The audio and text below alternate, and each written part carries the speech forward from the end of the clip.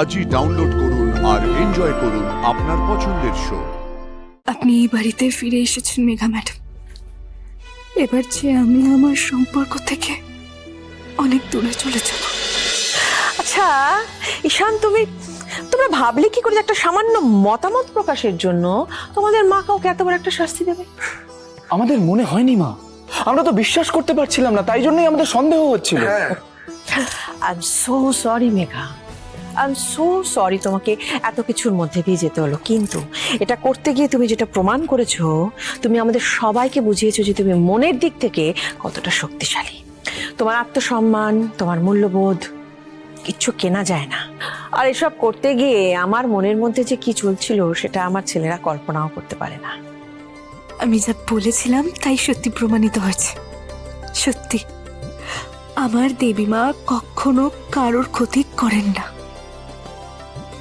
আসলে গত কয়েক মাস ধরে এই বাড়িতে, এই পরিবারে আমি যাদের উপরে সব থেকে বেশি ভরসা করেছি তাদের কাছ থেকে এত খারাপ অভিজ্ঞতার সম্মুখীন হয়েছি যে এরপর আমি ভেবে নিয়েছিলাম যে এরপর থেকে আমি প্রত্যেককে যাচাই করে নেব।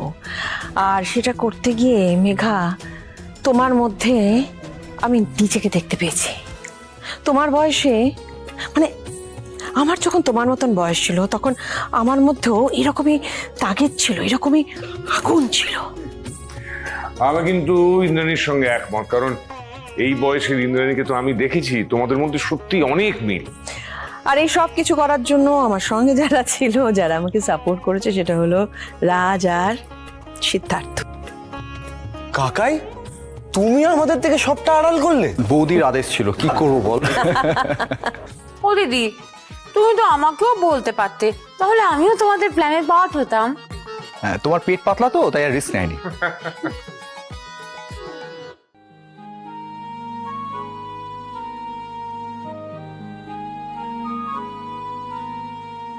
কি তোমার চোখে জল কেন মেঘা? এই তো কালকে এত লড়াই করছিলে আমার সঙ্গে, এমন ভাবে করছিলে যেন মনে হলো তুমি পৃথিবীতে কাউকে ভয়ই পাও না। তাহলে চোখে জল কেন? আপনার কাছে আসতে পারি? অনেক ছোটবেলায় মাকে হারিয়েছি। সবসময় ভাবতাম যে আমার মা যদি আজকে আমার সাথে থাকতো তাহলে কেমন হতো। আজকে বুঝলাম যে মা যদি আজকে আমার সাথে থাকতো তাহলে আপনার মতন হতো।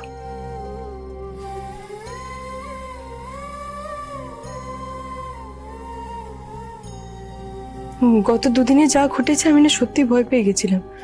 সম্পত্তি হারানোর ভয় আমি পাইনি, আমি শুধু ভয় পেয়ে গেছিলাম যে আমি আপনাকে হারিয়ে ফেলব। আপনি এই বাড়িতে ফিরে এসেছেন মেঘা ম্যাডাম। এবার যে আমি আমার সম্পর্ক থেকে অনেক দূরে চলে যাব, অনেক দূরে। আগে চোখের জলটা মুছো। অনুশ্রী যেমন এ বাড়ির মেয়ে, এ বাড়ির সদস্য, তেমন আজ থেকে মেঘাও এই বাড়ির একজন। কিন্তু ও আসলে এ বাড়ির কে সেটা আমি খুব তাড়াতাড়ি সবাইকে বলবো।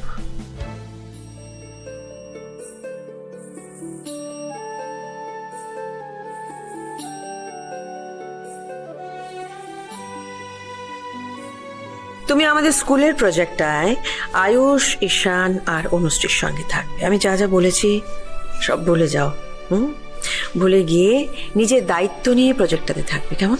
আপনি যা বলবেন আমি সেটাই করব ম্যাম। বেশ, কালকে এসো, এটা নিয়ে আমরা ডিটেলসে একটা আলোচনা করি। আর তুমি বলছিলে না কাছে তোমার মাসি থাকেন? হ্যাঁ। কালো না কেউ নিয়ে এসো। কেন ম্যাম? আমার একটু কথা আছে ওনার সঙ্গে। আপনি যদি কিছু মনে না করেন তাহলে আমি জিজ্ঞেস করতে পারি কি কথা? অনুশ্রী, মায়ের মাথায় কি চলছে বলো তো, বুঝতেই পারছি না। আমিও তো বুঝতে পারছি না। তোমার মাসি নিশ্চয়ই এই পুরো বিষয়টা জানেন। আমার জন্য তোমাকে অনেক কষ্ট সহ্য করতে হয়েছে, তাই আমি ওনার কাছেও ক্ষমা প্রার্থী। না প্লিজ ম্যাম, এভাবে বলবেন না।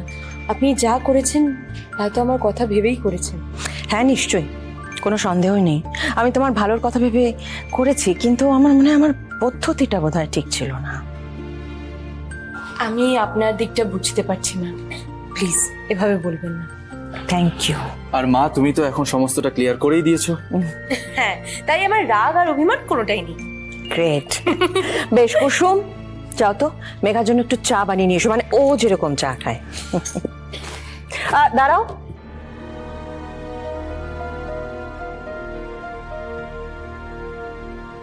চা বানাতে বললাম মানে ভেবো না যে সারাটা জীবন তোমাকে কিচেনের মধ্যেই রয়ে যেতে হবে।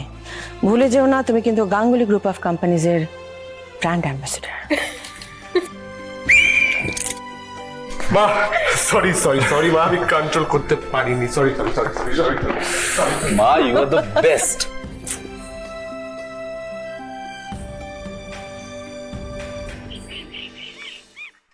মা, তুমি আমার থেকে কথাগুলো কেন আড়াল করলে? কারণ আমি কাউকে জানাতে চাইনি তখন। হ্যাঁ, রাজ আর সিদ্ধার্থকে তো আমায় বলতেই হতো। আসলে মেঘাদের কোম্পানির অবস্থা কেমন, আদৌ প্রফিটেবল কিনা, এসব জানবার জন্যই বেসিক্যালি বৌদি ওদের কোম্পানিতে ওয়েট করিয়েছিল। আসলে ইন্দ্রাণী চেয়েছিল যাতে মেঘাদের কোম্পানি শিরোনামে থাকুক। মা, তুমি এত কিছু করলে অথচ আমাকে জানালে না। তুমি কি আমাকে ভরসা করো না? আয়ুষ, তোমাকেই তো ভরসা করি। তাহলে আমাকে জানালে না কেন? আমি তো কখনো তোমার কোনো কথার বিরুদ্ধে যাই না। আমার আসলে মনে হয়েছিল যে তুমি এটুকুনি বুঝবে যে তোমার মা কেউ একজন তার মতামত জানিয়েছে বলে এত বড় শাস্তি তাকে দেবে না, বা এত বড় পরীক্ষা তার নেবে না। আমি জানতাম মা, আর আমি নিশ্চিত ছিলাম যে তুমি বিশেষ কোনো কারণেই হয়তো এই সমস্ত কিছু করেছো। হ্যাঁ, কারণ এরকম বিহেভ করতে তোমাকে কোনোদিনও দেখিনি। আমাকে বারবার কুসুম, একমাত্র কুসুম বলেছিল যে তুমি ভুল না, তুমি কোনোদিনও ভুল হতে পারো না। কারণ কুসুম তার দেবীমাকে অন্ধের মতো বিশ্বাস করে। আচ্ছা, আমি যখন তোমার সাথে দেখা করতে চেয়েছিলাম তখন তুমি আমার সাথে দেখাটাও করলে না, এটা কেন? কারণটা আমি বলছি, আসলে তোমরা মা ছেলে একে অপরকে এত ভালো চেনো যে সামনাসামনি হলে কথা বললে তুমি বুঝতে পেরে যেতে পারে যে পুরো জিনিসটা সাজানো, ফেক। তাই রাত্রে তোমার সঙ্গে ইন্দ্রাণী দেখা করেনি সত্যিটাকে লুকিয়ে রাখার জন্য। সবের মাঝখানে শুধু শুধু আমি বকা ঈশান, তুই এবারই ছোট, তোকে তো একটু বকা খেতেই হবে। আমি বলে বউয়ের সামনে। আমার তো ভালোই লেগেছে, মনি তোমাকে সবার সামনে বকা দিচ্ছে। এই আমে দুধে আবার মিশে গেল, আমাকে এবার আটি হয়ে গড়াগড়ি খেতে হবে। কিন্তু আয়ুষ, তোমাকেও আমার একটা কথা বলার আছে। এই যে তোমার সারাক্ষণ মনে হয় না যে তোমার মা কখনো ভুল হতে পারে না, এটা ঠিক নয়। আমিও তো রক্ত মাংসের মানুষ, আমার তো ভুল হতে পারে। আর আমি চাইবো যে তুমি যখন আমার কোনো ভুল লক্ষ্য করবে তখন তুমি সেটা আমাকে বলো। মানে আমি যদি আমার ভুলটা নাও মানি, তাও তোমার দায়িত্ব আমার ভুলটা আমাকে দেখিয়ে দেওয়া। তুমি কখনো ভুল হতে পারো না মা। ইন্দ্রাণী, তুমি যদি নিজে মুখেও বলো যে তুমি একটা ভুল করেছো, তোমার বড় ছেলে কিন্তু সেটা মেনে নেবে না। আচ্ছা মা, আজ আমার একটা ইম্পর্টেন্ট মিটিং আছে, আর সেখানে ঈশান আর কাকাইও থাকবে। ওকে, আমরা এবার আসি। হ্যাঁ হ্যাঁ, প্লিজ সাবধানে যাও। কাকাই, হ্যাঁ, আগে